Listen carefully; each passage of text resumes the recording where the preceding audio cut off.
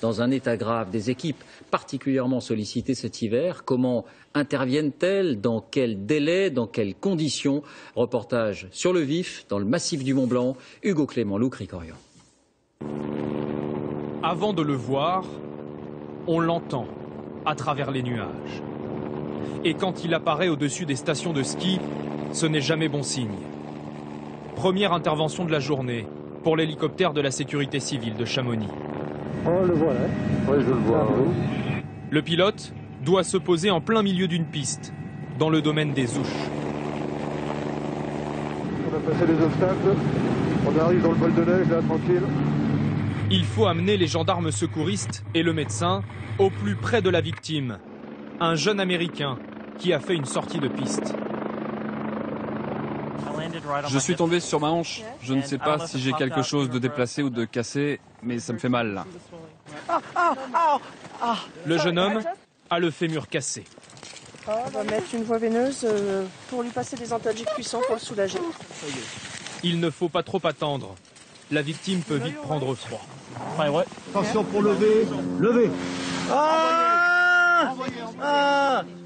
Quelle est la suite du programme pour lui? Attention à l'hôpital et puis probablement une chirurgie dans un second temps. Il avait l'air d'avoir très mal, ouais. Oui, forcément, c'est hyper douloureux, c'est impossible de bouger.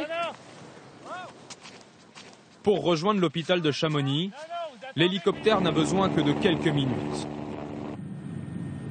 Retour à la base pour les sauveteurs. À peine le temps de commencer à manger qu'il faut déjà repartir.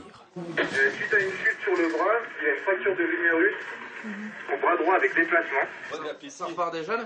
Oui, ça repart, oui, mais en plein milieu du repas, mais bon, on n'a pas d'heure pour prendre nos repas. Les pisteurs d'une station de Haute-Savoie demandent l'aide de l'hélicoptère pour évacuer un blessé. Un Écossais qui a percuté sa femme sur une piste. Elle est indemne. Lui, par contre, souffre du bras. Je suis le médecin. Je regarde juste. Ah oui, c'est une belle fracture déplacée, ouais.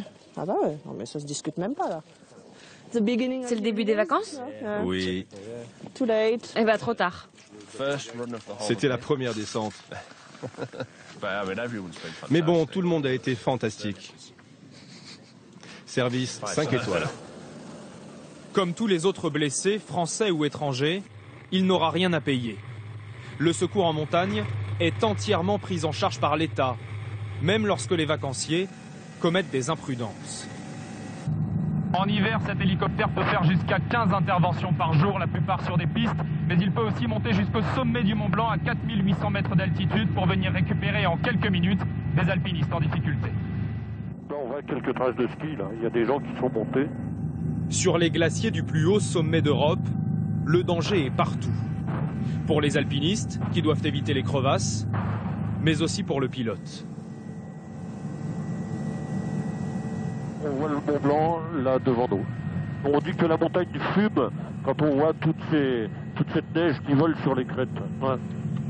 Et là, c'est un indicateur pour nous dire qu'il y a un vent très fort. Là, c'est la cassure du glacier.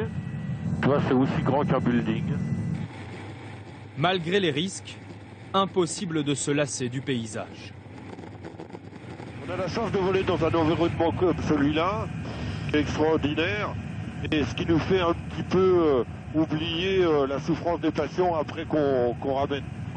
En partie, bien sûr. Au-dessus des nuages, l'hélicoptère est à son aise. Mais parfois, les choses se compliquent.